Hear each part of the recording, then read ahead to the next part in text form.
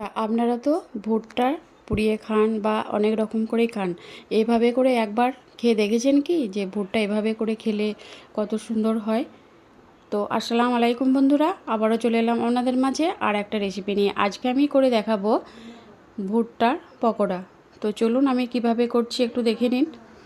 আমি প্রথমে এখানে দুটো ভুট্টা নিয়েছি। ভুট্টাটা কিন্তু কাঁচা, তো খোসাগুলোকে ছাড়িয়ে নিয়েছি,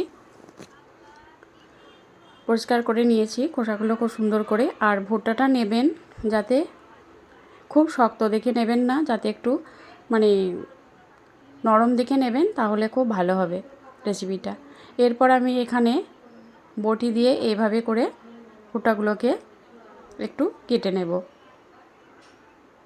তো দেখুন এভাবে করে একটু কেটে নেব। আমি এখানে দুটো ভুট্টা নিয়েছি, আপনারা চাইলে কম বেশি করে নিতে পারেন। তো দেখুন দুটো ভুট্টাকে আমি এভাবে করে কেটে নিয়েছি। আর ভুট্টাটা অবশ্যই একটু নরম দেখে নিলে ভালো হবে। তো এরপর আমি একটা বোলের মধ্যে ঢেলে নিলাম ভুট্টাটা, এর মধ্যে আমি ঢেলে নিয়েছি।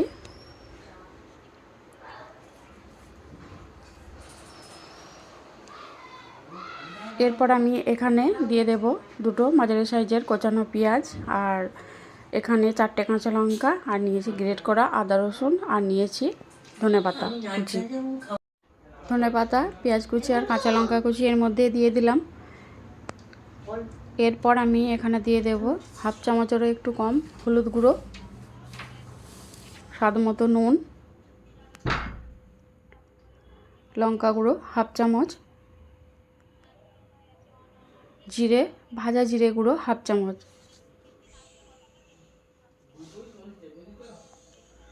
আর এখানে আমি দিয়ে দেব বেসন।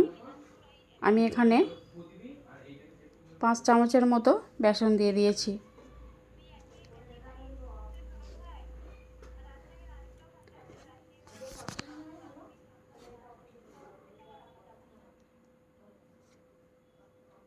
এরপর আমি এখানে দিয়ে দেব চালের গুঁড়ো।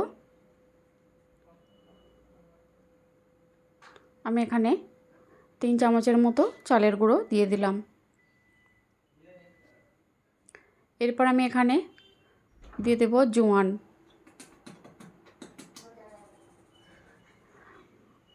আর এখানে আমি দিয়ে দিলাম সাদা তিল 2 চামচের মতো।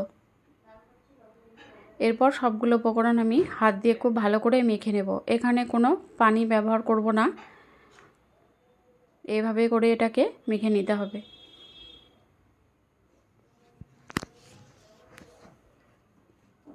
তো প্রথমে একটু মনে হবে এটা শুকনো শুকনো, কিন্তু আস্তে আস্তে এটা হাত দিয়ে খুব সুন্দর করে মাখা হয়ে যাবে। একটু টাইম নিয়ে এটাকে এভাবে করে মেখে নিতে হবে।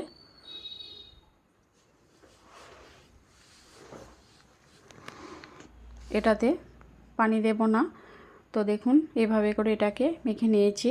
একটু শক্ত মনে হবে, কিন্তু পরে আবার আস্তে আস্তে ঠিক হয়ে যাবে। দেখুন এরকম হয়ে গেছে। তো এরপর আমি এখানে সবশেষে দিয়ে দিলাম বাদাম কুচি। আমি এখানে চিনে বাদাম নিয়েছিলাম কয়েকটা, এটাকে একটু ছোট ছোট টুকরো করে এর মধ্যে দিয়ে দিলাম। খেতে ভালো লাগবে, তবে হাতের কাছে থাকলে অবশ্যই দেবেন, না হলে এটা বাদ দিতে পারেন। তো এটা আমার মাখা হয়ে গেছে। এরপর আমি এগুলোকে ভেজে নেব। তার জন্য আমি এখানে একটা ফ্রাই প্যান বসিয়ে দিয়েছি, খুব ভালো করে গরম করে নিয়েছি। খুব ভালো করে গরম করে নিয়ে তারপর আমি এখানে দিয়ে দিলাম পরিমাণ মতো তেল। তেলটাকেও খুব ভালো করে গরম করে নিয়েছি। এরপর আমি একে একে এরকম একটা শেপ দিয়ে এগুলোকে ভেজে নেব। তো সবগুলোকে একবারে ভাজবো না, পরের ব্যাচে বাকিগুলোকে ভেজে নেব। আর দেখুন কালারটা কত সুন্দর এসেছে।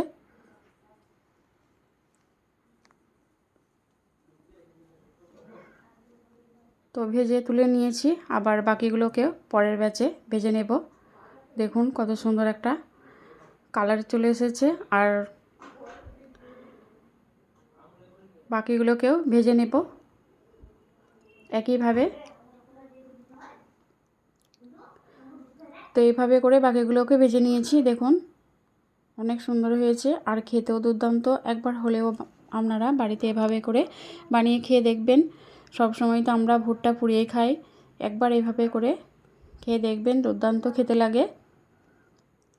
তো কেমন হয়েছে অবশ্যই জানাবেন, ভালো লাগলে কমেন্টে জানাবেন কেমন হয়েছে। তো ভালো থাকবেন, সুস্থ থাকবেন, ধন্যবাদ।